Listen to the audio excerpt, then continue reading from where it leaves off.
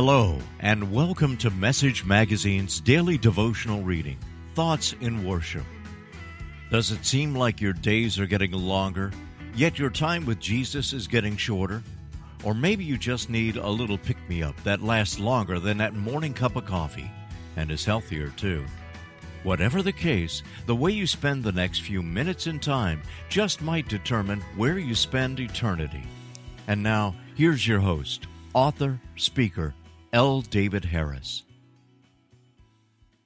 Today's scripture focus, Acts chapter 26, verses 12 through 18.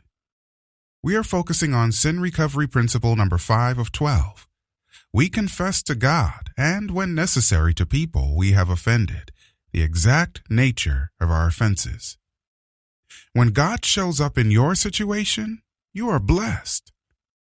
Having a close encounter with God can be scary. I know He has not given us the spirit of fear. I know that perfect love casts out fear. I know perfect love banishes the fear of condemnation. I know that this kind of fear means we are not experiencing perfect love.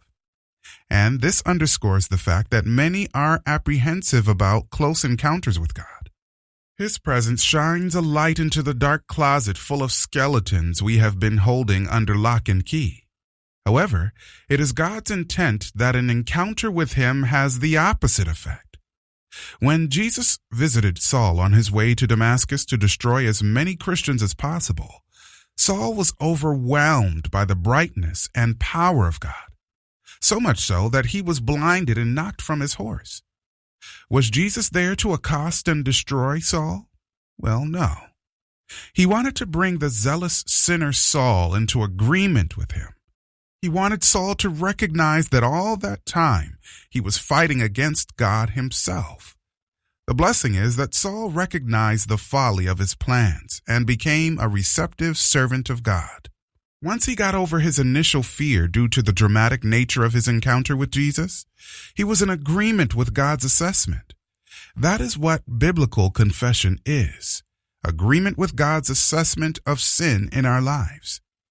He had been opposing God and was no longer willing to persecute Christ or His people. In what way will Jesus need to show up in your situation to bring awareness of your need of Him? Will He need to use a loss of employment? Will He need to use your sadness about a sick relative? Will He need to use your own failing health? The good news is that whatever startling or painful experience you have when God bursts upon the scene of your life will become a stepping stone to your victory if you surrender to Him.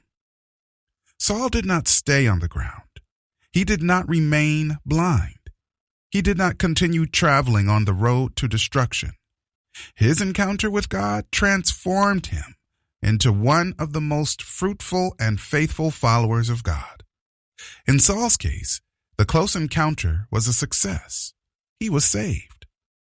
Will your encounter with God be a success?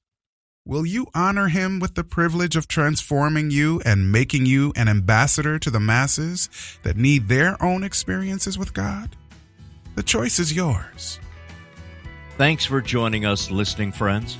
Always remember, the way you spend your time now just might determine where you spend eternity. Until next time, be at peace.